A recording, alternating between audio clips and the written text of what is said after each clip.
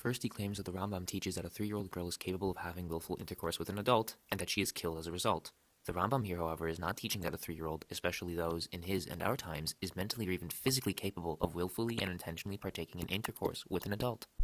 First, we must ask the question, why does the Rambam mention the specific age of 3 years and 1 day? The Rambam writes in a specific halachic terminology, or a specific line of legal terms and definitions of which are not found in conventional or non-halachic literature.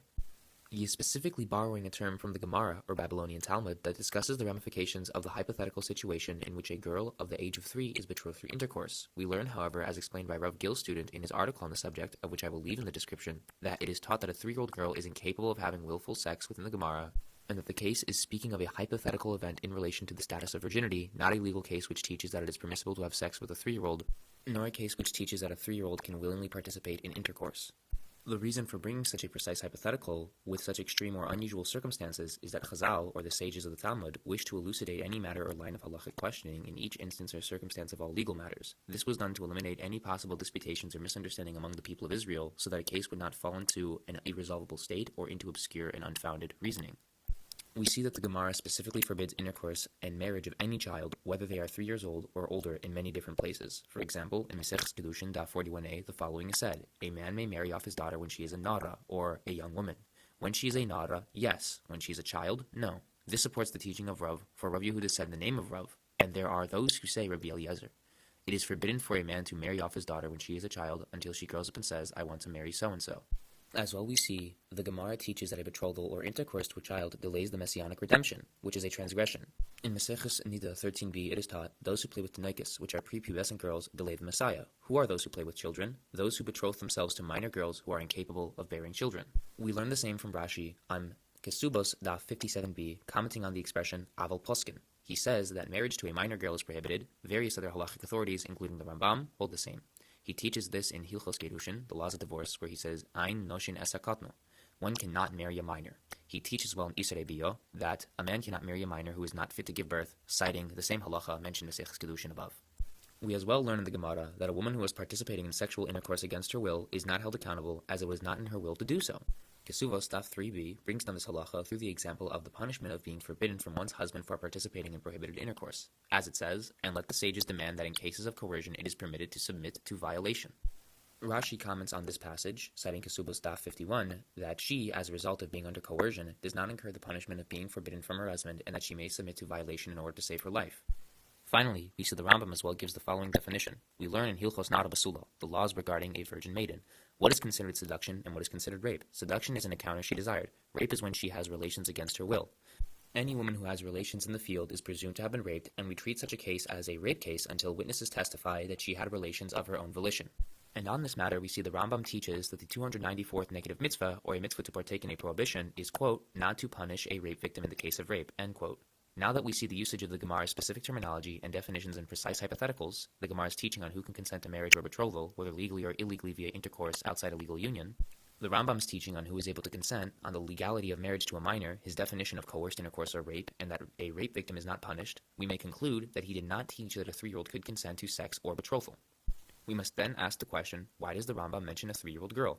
As the shiur on the same chapter in the Rambam explains, the Rambam is citing a case where a non-Jewish woman would intentionally go out and have intercourse with a Jewish man and lead him astray into mortal sin. See, with a non-Jewish woman, whether she is 3 years old, or she's an adult woman over 12 or 12 and a half, whether she is available, or not, even if he was 9 years old, as we learned earlier again and again, that's the beginning when intimacy has an effect with a man, then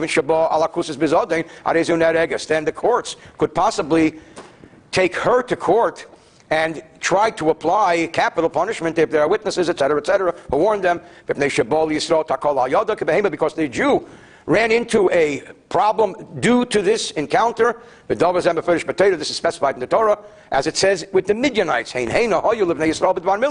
that these girls were sent out by the Midianite leaders to entrap the Jewish young men, as it says in the biblical story of Bilam.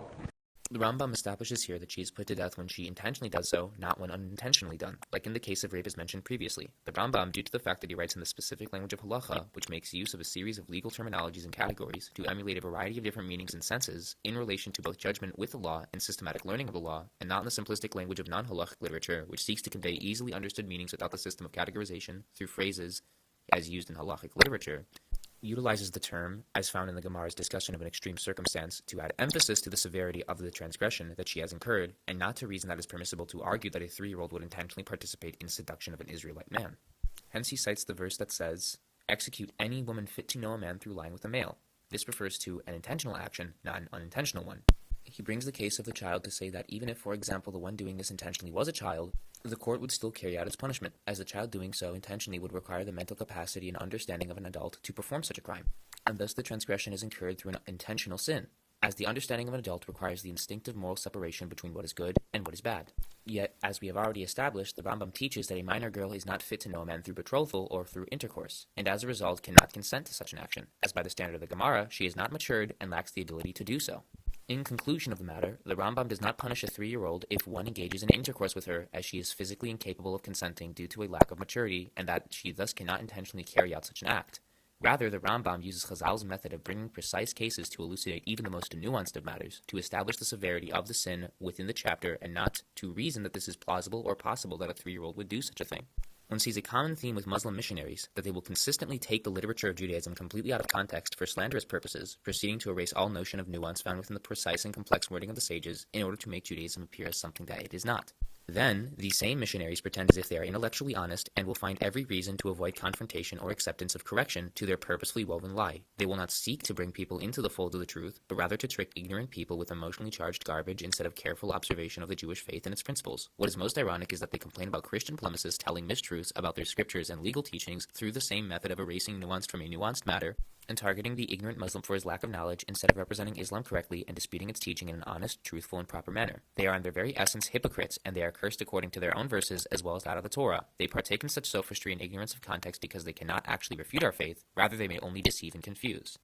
He then claims in this tweet that because many Lubavitchers believe that the last Lubavitcher Rebbe is the Mashiach, that therefore it means that we must accept that Jesus can come back and a messianic second coming may occur. What Judaism Unveiled is well aware of but purposefully negates is that the majority of Klal Yisrael considers the one who says that the Rebbe is the Mashiach is exceedingly mistaken, and that there cannot be a second coming.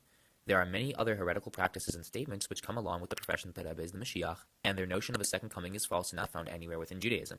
This is further evidence for the dishonesty of Muslim missionaries who appeal to heretical sects in order to deceive the uneducated. Should we appeal to those who say that Mirza Ghulam Ahmad is the Mahdi for Islamic doctrine? Absolutely not. He then claims that to look at someone while they are using the restroom and to interact with them or to hide under the bed to observe the sexual practices of one's teacher is permissible according to Chazal. First and foremost, the Gemara does not say that Rabbanim interacted with each other when in the bathroom. Interaction in the bathroom is halachically prohibited, and modesty is required when present within the bathroom. The Gemara merely says that at one time, two Rabbanim were in the bathroom with each other, and that they learned halachas from each other, not that they had learned the halachas from others speaking or directly looking at each other while in the bathroom, but that they had merely learned. The same sages forbid interaction and forced modesty while in the restroom, as we see in the Shulchan Aruch. I will post a halachic summary of the prohibition in the description. Regarding Rav Kahana being under his teacher's bed during intercourse, this is not called a permissible action, as this liar claims, and we see that in the exact same matter, he rebukes Rav Kahana for doing so. The same event as recounted in Brachas is recounted in Chagiga 5b, where Rava says, quote, Kahana, leave as this is not proper conduct, end quote. So no, we do not see that the Gemara or Chazal teach that it is permissible to nullify your modesty in this matter. Once again, the Muslim missionary desperately tries to misrepresent Judaism by appealing to the emotional sensibilities of those unlearned in Judaism. Simply put, he is trying to make a mockery of our faith by trying to make it seem strange or unusual, or to accuse our Rabbanim of doing lewd things when they do not. Shall we do the same to the Ahadith, where it is narrated in Al-Bukhari that Moses, God forbid, indecently exposed himself in a public area, and that the children of Israel bore witness to his scrotal hernia, and began admiring his body as a result? Note that in this narration, there is no mention of any attempt to preserve his modesty, instead of impulsively running out in the open after a stone with his clothing.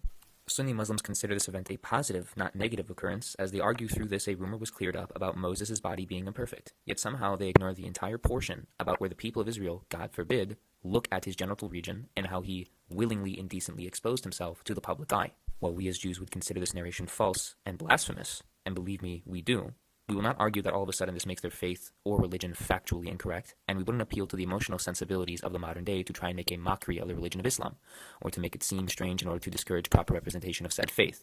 We also would not make a similar statement to his own, that the Sahaba then thought it is permissible to expose yourself and have people look upon your genital area to dispel myths about your body, as that claim would be manifestly false from what we learn in their jurisprudence. Judaism Unveiled then says that during Purim, sins become mitzvahs, yet not a single religious source says this. This comes from the narration of a secular Israeli documentary on Purim. He is an idiot. He also suggests that the killing of Haman, his sons, and his supporters was immoral by calling it, quote, brutal and merciless. The reason why Haman and his sons were killed, as well as his supporters, was because he actively sought to destroy the Jewish people violently, as we learn in Esther 3 that he wanted to destroy all Jews. Those who supported Haman and his attempt to do so were killed in retaliation under the order of the king of Persia at the time, Ahasuerus. Ironically enough, the sons of his who did not support Haman and repented actually began a long line of Torah learning and great loftiness among the Jewish people, as we learn in Gittin 57b and Sanhedrin 96b. According to Judaism Unveiled, self-defense against people who want to kill every single last Jew is immoral and unjustified. He then claims that the Zohar HaKadosh says that Jewish souls are inherently supernatural, whereas Gentile souls are inherently animal-like and demonic. The Zohar HaKadosh doesn't say this. The Zohar HaKadosh firstly establishes that the soul of Israel is holy, while the souls of the nations are unholy. The Zohar HaKadosh doesn't say this because of the inherent Jewishness of the Jewish soul, nor because of the inherent non-Jewishness of a Gentile soul, but because of the aspects of the two. A Jewish soul is called that of the Nefesh Chaya, the living soul, because of the fact that it obeys God and His word and acts piously. A Jewish soul that does not do so is actually cut off from the category of a living soul and is actually considered among the idolatrous nations, as we learn the Rambam's Hilchos Shabbos, chapter 30, halacha 15, and becomes like that of an animal, as it acts like an animal when it partakes in idolatry. The soul of a Gentile, however, is not inherently animalistic, as we learn in the Peidish, the commentary of the Taisvis Yom Tov on Pirkei Avos 3:14. Gentiles are created in the transcendent and incorporeal image of God. We learn in Masechus Shabbos 89a that the only reason why hatred for the nations exists is because of the fact that they did not accept the Torah and indulged in idolatry. As it says, quote, and hatred descended there for the nations of the world, end quote. Rashi adds, hatred for the nations, because they did not accept the Torah. This same concept is repeated in Masechus Sanhedrin, Daf 59, where it says that the prohibition of idolatry was repeated at Sinai for the sons of Noah because they engaged in idol worship and God punished them for it, meaning that any criticism or hatred expressed for the nations of the world is seldom for the idol worship of which they perform. The Talmud expresses extreme compassion for a Gentile who is repentant and accepts the Noahide laws and the full truth of the Torah. וככה כותב גם ההר הוא רבי חיים ויטל בשער הקדושה. שימו לב, מעיד אני עלי שמיים וארץ, שבן איש בן אישה, בן עבד בבן שפחה, ואפילו נוכרי לא משנה מי, הכל לפי מעשיו כך שורה עליו רוח הקודש. אז לבוא ולהגיד שאתם מציגים את התורה שבעל פה כגזענית, התורה שבעל פה באה ומסבירה את התורה שבכתב. This is what it says. כהניך ילבשו צדק. We say in the prayers, we say this pasuk, כהניך ילבשו צדק. Who is כהניך ילבשו צדק? We have to understand. We say it a million times in our lifetime and we don't understand. They say, the Rambam writes, and the Midrash writes, אלו חסידי אומות העולם. Those are the righteous goyim from all over the world. That they are like kohanim to HaKadosh Baruch Hu. HaKadosh Baruch Hu loved these goyim like they are Kohen. How we love the Kohen, we give him all kinds of benefits, right? They are כמו kohanim לקדוש ברוך הוא בעולם הזה, in this world. ובתנא דבי אליהו, there's a famous book, תנא דבי אליהו, it's based on what Eliyahu הנביא told us some of the secrets. פרק ט', chapter 9, this is what it says. מעיד אני עלי שמיים וארץ. I put heaven and earth to be my witness. That whether a Jew, whether it's a goy, whether it's a man, whether it's a woman, whether it's a male slave, whether it's a female slave, it's all depend on what your actions are and nothing else. No discrimination whatsoever. You understand? So the next time you look at Ahmed or Chris or Bruce Lee or Fatma, don't underestimate them so fast. They may be more righteous than you. They may be more faithful to God than us.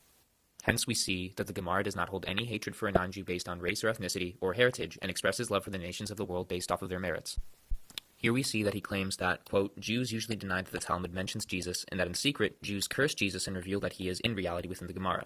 Judaism Unveiled, because he's an anti-Semite, accuses Jewish people in general of lying about our positions solely because of the fact that we are Jews, and then practices the fallacy of guilt by association. The position of whether or not Jesus is within the Talmud is at a dispute, as we see that many, such as the Maharal of Prague, Alav Shalom, held that Jesus was mentioned in the Gemara, whereas, for example, many of the Taisvis, such as Rav Nosson Neparis, held that this was a different Jesus. The reasons for holding that the Gemara mentions a different Jesus is because the biographical dates and details in the Gemara of Jesus are starkly different to those given in the New Testament or by Christian sources. The Jesus mentioned in the Gemara is not mentioned as being killed via crucifixion, but he is mentioned to have died by stoning. Secondly, it mentions that he was a student of Yosef ben Prachia and died 80 years before the Jesus of the New Testament. Nowhere in the Gemara does it say that this Jesus claimed to be God or the Messiah. The title Notzri, which is commonly translated as Nazarene, is actually given to Jesus because of his relation to Nebuchadnezzar, who possesses the same last three letters of his name as that of the title given to Jesus in the Gemara. Regardless, imagine if I said that, quote, Muslims secretly hate Christians in private and wish for them to be destroyed, and only pretend to want peace in public. Muslim missionaries like Judaism Unveiled would immediately accuse me of being some sort of xenophobe and even a racist for suggesting such a thing, even though we have seen clip after clip of Muslim scholars professing a hatred for Christian civilization. He then states that the Mechilta of Rabbi Shimon bar Yochai says that one may forcefully make their slave accept Judaism. The issue is that according to the same halacha which dictates so, one must be freed if he accepts Judaism. As we learn in the Shulchan Aruch, Yeridea, there is no authority of Hebrew slaves except in the era of which the Jubilee was observed. The halacha that outside of the Jubilee year, no Hebrew slave, which includes that of the mixed multitude of non-Jews who crossed over into Israel with the Israelites themselves, may be owned, is established by the prophet Yirmiyahu or Jeremiah, where he says that all must release their slaves, and none may hold his Jewish brother as a slave. The Rambam also establishes that a slave may be released if his master has him put on tefillin, or has him read 3 verses of the Torah in the presence of the public, in his Hilchos Avadim, the laws of slaves, something of which only one under the covenant can do. Hence we see that if a slave, while in bondage, accepts upon himself the obligation of Judaism, he must be set free. Once a slave is set free, he is completely relinquished from bondage and from the possession over him that was held by his master, and is considered completely as a free man. Hence the Mechilta grants slaves a further right to freedom, as opposed to further bondage. His claim about Rabbi Yirmiyahu in the Gemara has already been addressed in another video. Check the description for the link. He then claims that Rav Shela here makes a, quote, racist remark and then kills a Gentile while twisting a verse in the Torah. We've already established that the Gemara does not judge on a racial basis whatsoever, and that this purposefully emotional statement is only made by missionaries to try and manipulate uneducated people into accepting their libelous statements about Judaism. Regarding the action itself, as someone has already pointed out for me in his replies, this action was done in self-defense, as the Babylonian Persians would execute Jews for even a slight criticism. In fact, the Babylonian Persians participated in many massacres of the Jewish people during the Second Babylonian exile, and were generally merciless in their persecution of the Jews of Babylon. Judaism Unveiled admits that Rav Shela did this in complete self-defense, but he then claims that he is twisting the Torah as, quote, the context of the verse is about a burglar. Rav Shela here is not reinterpreting a verse to fit his own needs, nor is he even citing his own chiddush, or his own interpretation of the verse. Rather, he is citing sages previous to him, as we learn in Sanhedrin Daf 72. The verse is applied to a burglar who is coming to murder you and take your wealth. Quote, the sages taught, there shall not be bloodshed on his account, if the sun is risen upon him. This is a citation of Exodus 22, verses 1 to 2. But did the sun rise only upon him? Rather, it is clear to you, as the sun, that he is not coming to you in peace, i.e., he is coming to kill you. Kill him.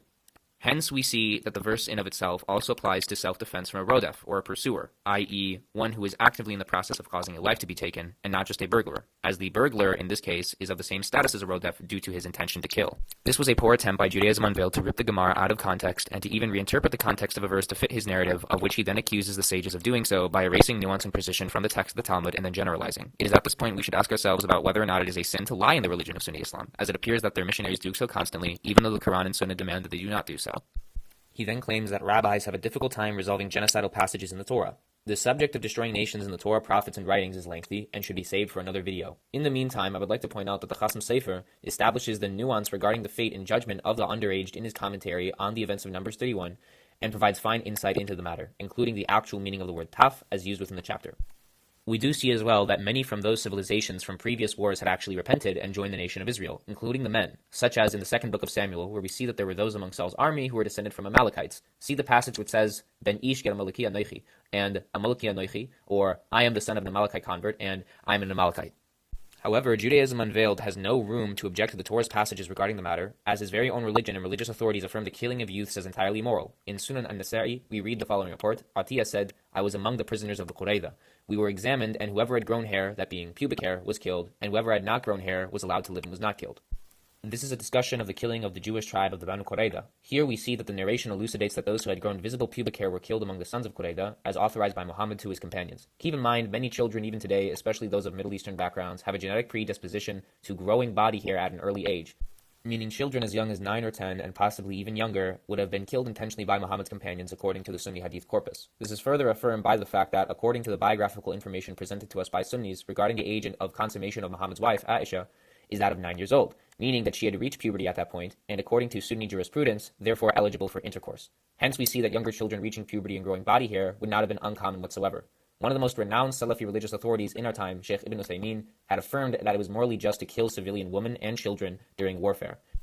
ولا شيء فيه. من اعتدى عليكم فاعتدوا عليه بمثل ما اعتدى عليكم. أي العدل؟ أبدا ما يفعل هذا. هم قتلوا النساء نقتل النساء. هذا هو العدل. ليس العدل أن نقول إذا قتلوا النساء ما نقتل نساءكم. لأن هذا لاحظ أن هذا يؤثر عليهم تأثيرا عظيما. هم قتلوا نساء نقتل نساء. Hence we see that Judaism Unveiled yet again falls into hypocrisy and deceit and makes emotional arguments instead of objective ones. Judaism Unveiled a few months ago uploaded a video with the title explaining that, quote, Jews worship the moon. I had already confronted him on this, so I will post the screenshots of our conversation in the description below with sources that were not included in the screenshots of which I took. Just to note, he did not respond to the answers I gave him as provided in the photos. He then claims here that Maseches Derech Eretz teaches that the Messiah has already been raised into heaven. He does so to imply that the sages taught a messianic second coming like his religion does. The fact of the matter is that this is not teaching that a second coming will occur. What the sugya is referring to is that the Messiah's soul is pre-existent and currently in heaven, waiting to descend upon the earth. Not that it has already descended and then was raised back into heaven. We learn in Maseches Pesachim that 7 things were created before the world was created, one of them being the name of the Messiah. We also see in the teaching of the Baal Shem Tov that the Messiah is currently awaiting his descent onto the earth from his chamber in the Garden of Eden. Here he proclaims that Avos Rabbi Nosson is a work of the 9th century and that it plagiarized the hadith from Musnad ibn Ahmad ibn Hanbal. I have already written an argument against such a claim and one for the authenticity of the Avos Rabbi Nosson, which I will provide in the description. He claims that because, quote, manuscripts appear no earlier than the 9th century, that then means that the Avos Rabbi Nosson did not exist previous to that point. Yet this is fallacious, and his stupidity is inspired by secular academics, not observation of the transmission of the Avos. We have a specific method in authenticating the various Sifrei Kodesh that are in our hands today via principles of transmission, pathways of reception, and other matters of which works come down to us. He does not appeal to this whatsoever. Instead, like a hypocrite, he uses the already refuted secular method of historiography, something of which his own Rijali method or Islamic method of transmission and biographical information rejects. An old piece of paper means nothing. The earliest manuscript in our hands for the works of Aristotle is from the 11th century, yet that does not mean we do not know whether or not these works came from his hand. We know these works emerged from his hand because we have a succinct exegetical tradition regarding the works of Aristotle that have come down to us from the various schools of antiquity. Besides, it is not the nature of the Midrashim to copy from Islamic literature, with exception to interpolations found in unprofessionally produced recensions, such as that of Pirkei the Rabbi Eliezer, where it mentions Fatima and Aisha, 2 women related to Muhammad, despite being authored by Rabbi Eliezer ben Hyrcanus in the late 1st century. However, we know that these are interpolations from a private editor into the original text, as the Radal's recension, which is far older, unlike the weaker other recension, possesses a known pathway of transmission, gives the names Fatuma and Eifa, which are of similar spelling, but not the same names. Fatuma means age, like aged wine, and Eifa is a standard of measurement. This is much more in line with the Agadic nature of Pirkei the Rabbi Eliezer, which utilizes allegorical narrations as a medium of Torah learning. Hence we see another example of the authentic nature of Chazal's literature preserved and lacking in fabrication. As mentioned previously, it is not the nature of the Midrashim to draw inspiration from Islamic writers on account of their pre-Islamic nature. In fact, it is much more the nature of Sunni Ahadith to plagiarize Jewish literature. This is demonstrated in a paper I wrote in the name of a group of Shia friends of mine, of which I will provide as well in the description. His claim regarding the validity of the principle of the unchanging law possesses more content of which should be examined in a separate video. Once this video is complete, I will begin work on it. His claim about the Radak admitting the Torah was changed and that there is a textual error in the Bible have already been addressed in another video, of which I will provide in the description. I have also already made a video disproving his attempt to refute the Torah's chain, of which will also be provided in the description. He then claims here that the Gemara reinterprets a verse in Kings to say that Solomon wished to build idols but didn't actually do so. Judaism Unveiled is so unbelievably dishonest that he literally does not read the very next statement in the Gemara. The very next statement says, but now there is the verse, quote, then did Joshua build an altar to the Lord God. Does this mean that Joshua sought to build it and he did not build it? Rather, he built it. Here too, referring to Solomon, he built it, end quote. Secondly, the Gemara is not reinterpreting a verse, but rather pointing out a grammatical aspect of the verse that acts as the hypothetical case in the syntax of the Hebrew language. Due to the verse's grammar, the text could be conveying that Solomon did not build the idols, rather that he wished to. Hence it may be read as would. Yet, as already established, the Gemara explains that he indeed built the idols. Rashi further elaborates on this matter of the grammatical hypothetical case in the Hebrew language in his commentary on Exodus 15. He then claims that the Chachomim read the text of the scripture in Megillah 25b differently because of its vulgarity. His implication is that the sages held that the text was, quote, impure or defective. The context of the daf is a discussion among the sages regarding the public systematic reading of the Tanakh in the liturgical Parsha and Haftorah cycle. The reading is changed orally to preserve tranquility and the intention of prayer during the liturgy, and to not disrupt the peaceful state of the believing people during the liturgy, so that they may concentrate on worship of God. Rather, the writ itself is meant for idolaters or those in mortal sin who are forbidden from entering into a synagogue in the first place to be rebuked and struck with fear of God at the knowledge of these verses, so that they may wish to avoid incurring the divine wrath and be led into repentance. Once again, this Sunni apologist fails to recognize nuance and instead turns to petty insults and apparent self-made interpretation to criticize the true faith. Afterwards, he says the Gemara does not prophesize of the Holocaust in Megillah 14a. His first citation is from a well-known heretic, Joseph Kolakowski, showing that Judaism Unveiled fails to do actually legitimate research. Instead, he grasps desperately at the result most available to him. Kolakowski's inference is regardless unfounded that we shouldn't read Germamio as in reference to Germany itself because the Vilna Gaon doesn't comment on the name given in the verse. First and foremost, the Gemara establishes Edom here as a reference to Rome and speaks of the 365 princes of Germania. This is reminiscent of the union of Germanic tribes against Rome, with each of the heads of the various Roman pagan clans uniting under a series of confederacies to conquer the city. Regardless, Rashi, who preceded the Vilna Gaon by many generations, establishes that this Germany is in fact the Holy Roman Empire, which was located in what is now the modern state of Germany, meaning Joseph's opinion doesn't matter. Rav Aryeh Leib Feinstein supports the idea that it is in reference to Germany and doesn't deny the link between the prophecy and the Holocaust. Repetition of prophecy is established within each generation of the world. The proof that if HaKadosh Baruch Hu wanted, he could allow Germany to destroy the entire world is no further proven than with the events of the Holocaust, where Germany united with the Axis powers together to cause millions around the world to die via war, disease, famine, and genocide. Rav Reuven establishes as well in a clip that I will leave in the description an even further correlation between the prophecy given in the Gemara and the Holocaust itself. It's ironic how much this self-proclaimed polemicist must grasp at straws and make empty statements in order to deceive simpletons on the internet.